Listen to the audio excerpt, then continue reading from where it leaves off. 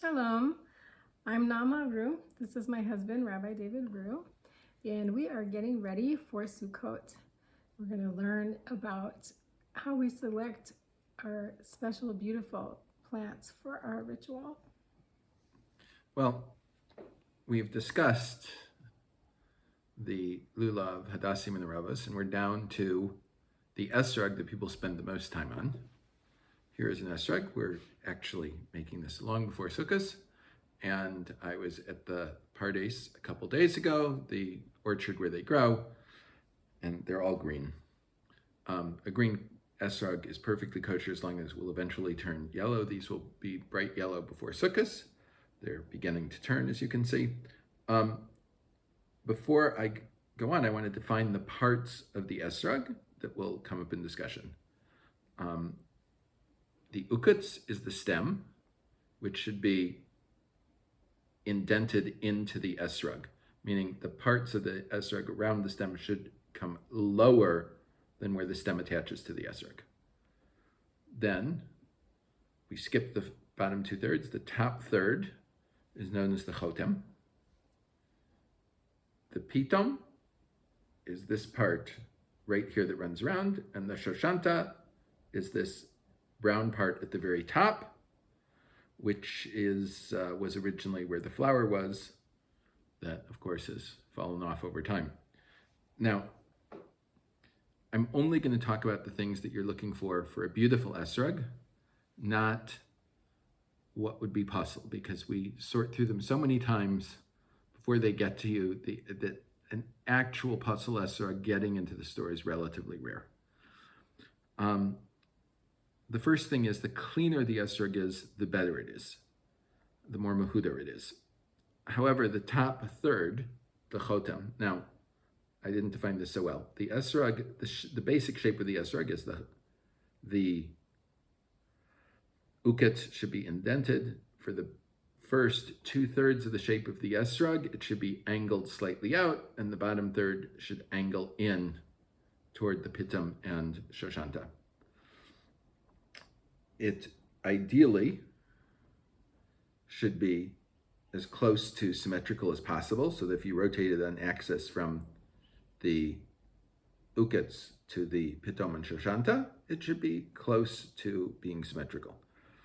From where it starts to get narrower, the top third up, it should be completely clean with no spots at all. A blettel, which many poskim says isn't a problem at all in terms of kashrus, in terms of hiddur, on the bottom 2/3, many poskim say it's not a problem. A blettel is a brown mark that you'll find, and that's where a leaf was rubbing in the wind against the esrog as it grew. And that creates, let us say, brown scar tissue on the surface of the esrog.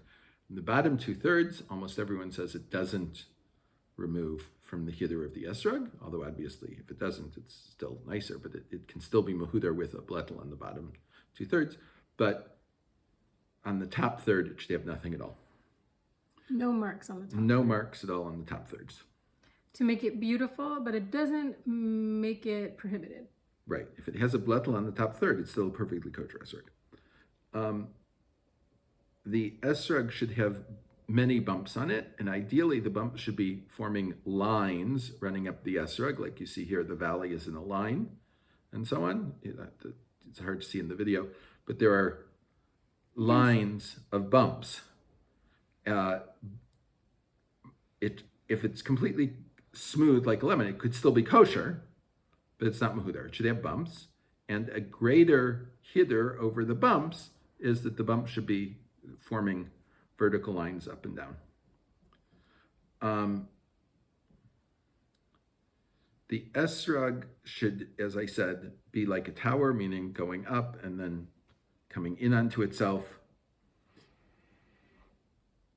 The pitom and the shoshanta should be whole, but sometimes they're not, and that would not actually puzzle the esrog as long as they're at least partially there or majority there. These are the basic things you're looking for in an esrog. Now, a few things that can get through. There are a black spot on an esrog can be a problem. Several black spots are certainly a problem. Usually, if there's a black spot, it's actually not on the esrog at all. If you take a piece of soft cloth or even the styrofoam when it comes in, wet it a little bit and rub like that, most of these dots will come off. However, if the dot won't come off and it's truly black, and you have to check whether it's truly black in sunlight or an equivalent light. If you try using an incandescent light or a fluorescent light, many things that aren't black will appear black. So you have to be sure you're using the right light to check that. Sunlight or equivalent. There are, all sorts of lights today that we make that produce the same color light as sunlight. But if you're off sunlight, the appearance may change radically. But black dots on the top third are a real no-no. That's one thing. If the esrog is chaser in some way, it's lacking something, a chunk of it is knocked out, it's possible for the first day, but it's kosher for the rest of the days of Sukkot.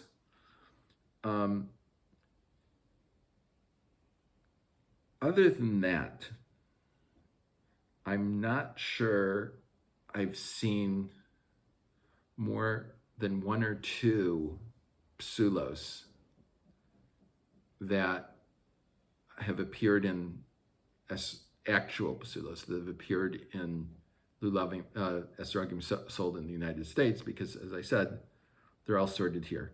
I will also say something else, that my experience, it's much easier to find a beautiful esrog in the United States than it is in Israel, because most of the pardesim, they can get more money by shipping them to the States, where people have more money to pay for them than selling them in Israel. So that's a difference.